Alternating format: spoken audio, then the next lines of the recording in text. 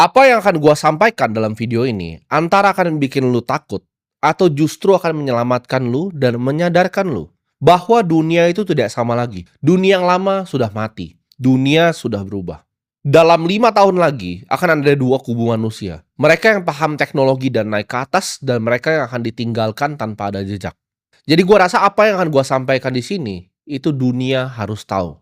Dalam 5 tahun lagi, dunia yang lo kenal sekarang, itu nggak akan ada lagi. Dari cara manusia bekerja, dari cara manusia berperang, itu akan sangat-sangat berbeda.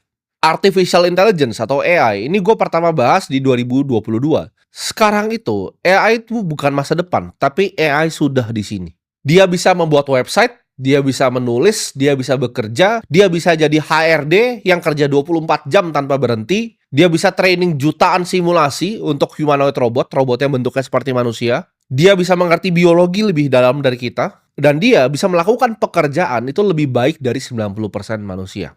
Dia itu nggak butuh gaji, dia tidak butuh tidur, dan dia tidak akan demo. Dan AI makin sering lu pakai, makin sering dia berinteraksi, dia akan makin pintar setiap detiknya. Pekerjaan seperti programmer, seperti desainer, seperti ilustrator, seperti accountant, itu semuanya akan hilang. Semua akan digantikan. Dan masih banyak yang bertanya ke gua, lalu kerja apa? Jawabannya tidak ada pekerjaan yang lu bisa lakukan lagi. Antara lu punya sistemnya atau lu mati.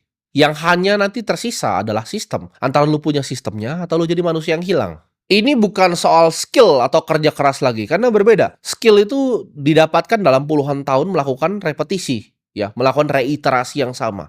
Lu jago masak ramen, lu ulang setiap hari, improve makin hebat, lu makin jago masak ramen. Tapi tidak lagi di era AI ini.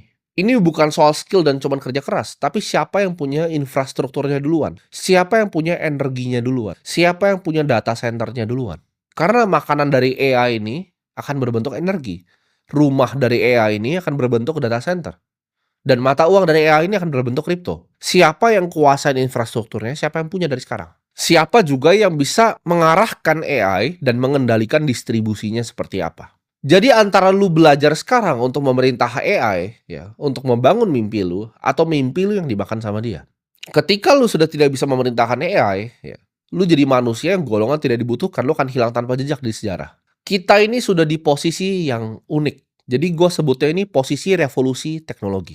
Yang paling baru-baru, orang protes ya, bahwa GPT model yang baru itu bisa bikin ilustrasi mirip seperti gayanya Ghibli dan gaya semua yang lainnya.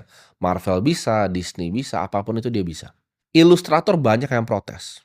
Miyazaki sendiri pun protes. Tapi copyright itu adalah sebuah konsep di dunia yang lama. Ketika mereka semua protes, ini artinya apa? Revolusinya sudah sampai. Revolusinya sudah di depan mata. Pertama akan graphic designer dan ilustrator yang protes. Nextnya akan programmer yang protes. Nextnya akan guru yang protes. Karena itu tidak dibutuhkan lagi nanti guru. Ya, ketika AI sudah canggih, itu semua bisa self-paced learning. Dia lebih mengerti cara ngajarin lu dibanding guru terpintar dimanapun. Dia bisa semua bahasa. Alexander the Great itu jadi hebat karena dia punya guru. Lu bayangin, ya, lu punya guru sepintar Aristoteles ngajarin lu setiap hari. Lu akan jadi manusia seperti apa? Ini yang diberikan ya oleh AI.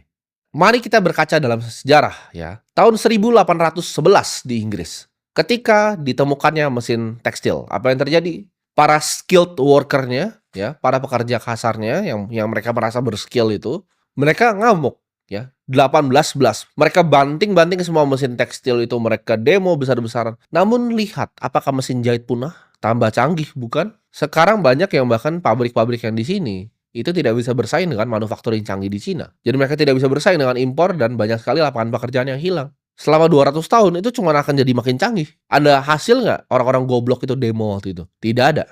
Teknofobia itu tidak akan pernah berhasil. Karena teknologi akan makan kalian semua. Software dan code itu akan makan kalian semua.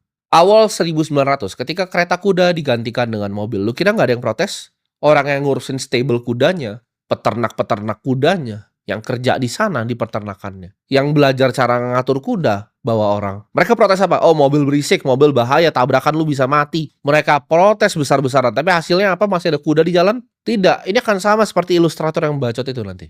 Mereka itu tukang bikin kuda, ya, tukang peternak kuda. Mereka tidak akan ada lagi nanti. Ada, tapi buat kuda yang lomba lari ya. Mungkin ada beberapa yang sangat-sangat jago, top 10 gitu. Tapi mayoritas yang cupu-cupu. Seperti kalian yang nonton ini, mungkin ilustrator yang nonton ini, kalian akan digantiin. Printing press abad ke-15. Ketika ditemukan printing press, itu adalah revolusi distribusi informasi. Yang marah siapa? Banyak sekali orang. Yang tulis-tulis zaman dulu ada pekerjaan untuk ngopi buku, ya. Jadi buku itu dikopi pakai tangan. Manuskrip, ya, itu dikopi pakai tangan. Yang marah siapa? Gereja. Jadi kalau lu belajar sejarahnya printing press, yang pertama marah adalah gereja. Mereka ngerasa mereka akan kehilangan kekuasaannya ketika informasi itu bisa disebarkan lewat printing press. Karena mereka tidak bisa cuci lagi otak-otaknya. Sekarang kita lihat, apakah gereja itu punya kekuatan yang sama seperti abad 15 dan sekarang? Jawabannya tidak.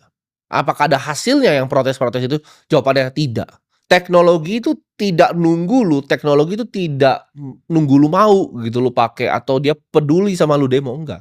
Ini enggak baru-baru aja, ini baru ada sesuatu yang bisa menggantikan manusia yang membuat yang namanya seni.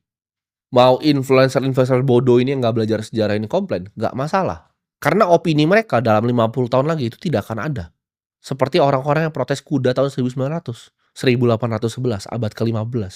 Ini akan dilupakan, dan orang-orang bodoh seperti ini akan dilupakan dalam sejarah dan ditertawakan dalam 100 tahun lagi. Nanti akan ada orang yang bikin video seperti ini, udah di metaverse tuh, ketawain orang-orang kayak gitu. Tapi lu kira itu seni itu baru sekarang terdisrupsi?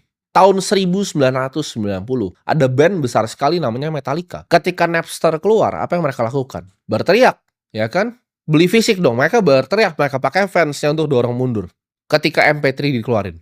Hasilnya apa? Semua musik sekarang streaming. Ya. Mereka harus menghamba ke Apple Music dan Spotify. Bukan record labelnya lagi mereka menghamba. Mereka itu push, distribusi ayo tradisional. Tapi apakah berfungsi? Apakah sekarang orang masih putar CD kah? Karena demonya Metallica? Nobody gives a fuck. Dia bahkan siapa sekarang. Orang yang mau denger lagunya sekarang itu denger dari streaming. Dibuka di YouTube. Ya. Kita mundur ke yang baru-baru. 2010. Supir taksi. Supir taksi itu demo satu dunia ketika Uber itu keluar. Mereka nggak mau adanya Uber. Itu macam-macam. Ada lawsuit dilempar. Nanti bakal sama nih. Ilustrator Miyazaki mungkin lempar lawsuit ke ChatGPT segala macam. Itu dilempar lawsuit. Lobbying partinya dorong ke US. Karena perusahaan taksi itu perusahaan-perusahaan besar. Perusahaan-perusahaan konglomerat. Ini nggak cuma di US, di seluruh dunia. Dan hasilnya apa? Nol besar. Dulu di Indo juga sama. Ojek pangkalan berantem sama ojol. Sekarang coba mana? Ojek pangkalan. Berani nggak berantem sama ojol sekarang?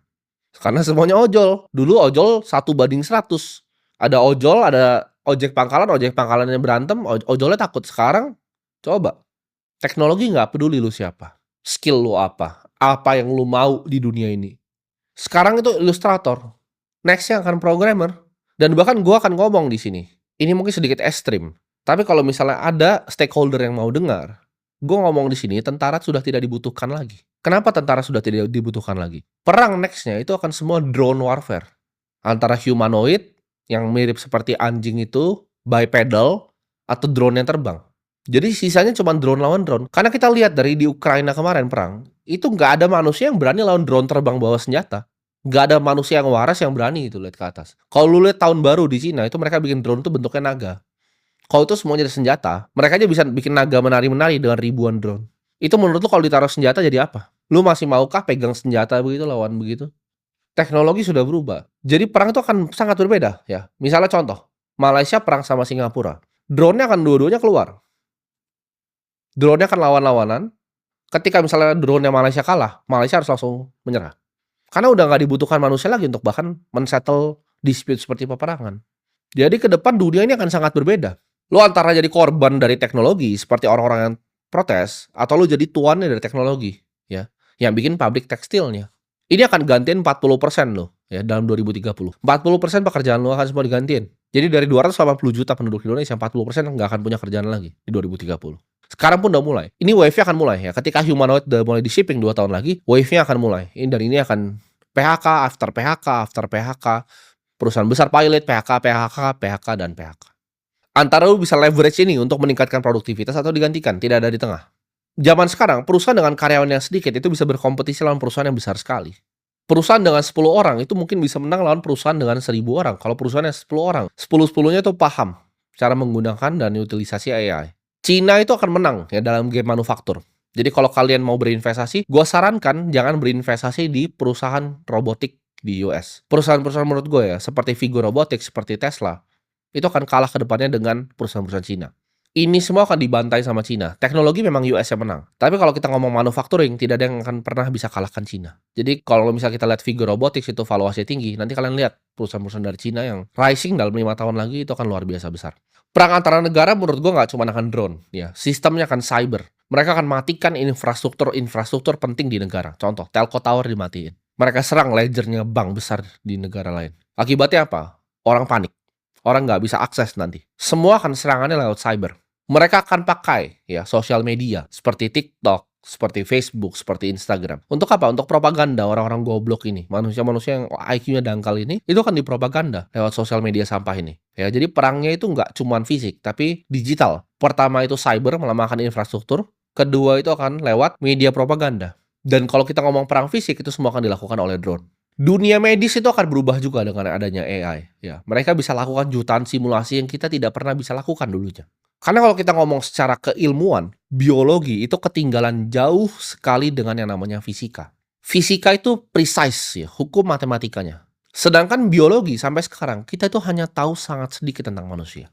Kita ketinggalan sekitar ratusan tahun kalau ngomong antara fisika dengan biologi. Satu sel ya, itu interacting miliaran ya molecules. Yang kita belum paham. Kenapa? Karena keilmuannya itu gue sebut di sini adaptif ya dan non-linear. Jadi kita belum bisa figure out biologi. Kebanyakan dari operasi kita itu cuman belek dan keluarin sesuatu. We don't know shit about cell. Kalau fisika itu adalah hukum matematika yang pasti, biologi adalah mapping data yang berantakan. Dan kita ngomongin di sini soal probabilitas kalau biologi. Di dunia AI ini kita baru pertama bisa figure out. Makanya gue kemarin pernah share juga di Instagram story gue language model yang baru ya, yang bisa melakukan genomics LLM-nya. Ini akan bikin biologi maju ratusan tahun. Ini akan bikin biologi bisa catch up dengan fisika. Breakthrough fisika itu udah lama. Ya kalau kita ngomong dari Isaac Newton, kalau kita ngomong dari Albert Einstein, breakthrough-nya tuh sudah lama ya. Sedangkan breakthrough di bidang biologi itu baru. Kalau kita ngomong CRISPR, DNA sequencer, itu baru teknologinya. Akan ada kesenjangan sosial yang terbesar dalam sejarah manusia. Mereka yang bisa pakai dan mereka yang tidak bisa pakai. Gue percaya kekuasaan negara itu akan melemah ya. Nation state itu akan melemah. Kenapa? Karena pertama kali dalam sejarah manusia individu seperti gue itu bisa punya uangnya sendiri yang tidak bisa diambil dan tidak dibuat oleh pemerintah. Para teknokrat yang memiliki teknologi ini, on-ramp off-ramp-nya ya, memiliki teknologi OTC-nya itu akan menguasai dunia. Akan ada gue sebutnya di sini network state yang baru. Jadi bentuknya mungkin bukan seperti negara yang kalian paham.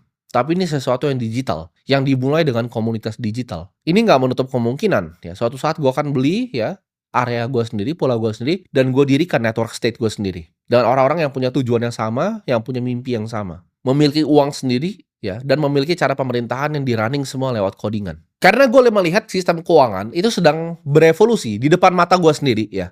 Sistem keuangan tuh berevolusi. Kalau kita lihat di Venezuela, Lebanon, Nigeria, itu depan mata ya, lihat Turki protes ke Erdogan. Kepercayaan kepada pemerintah tuh mulai berjatuhan. Dan di saat kepercayaan ke pemerintahan mulai berjatuhan, kepercayaan terhadap mata uang pemerintahannya juga berjatuhan. Di saat itu semua berjatuhan, orang akhirnya baru lari ke Bitcoin.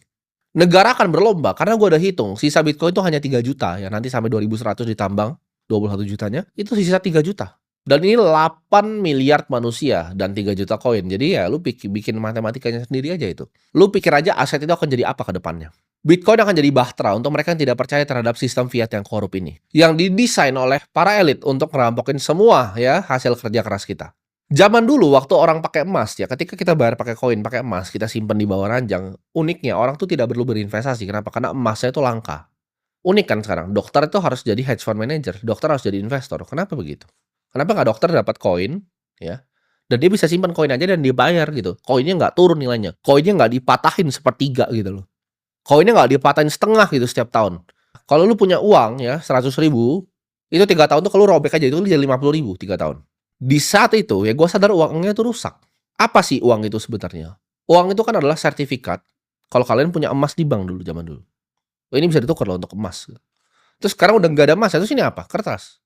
Kertas apa? Sampah.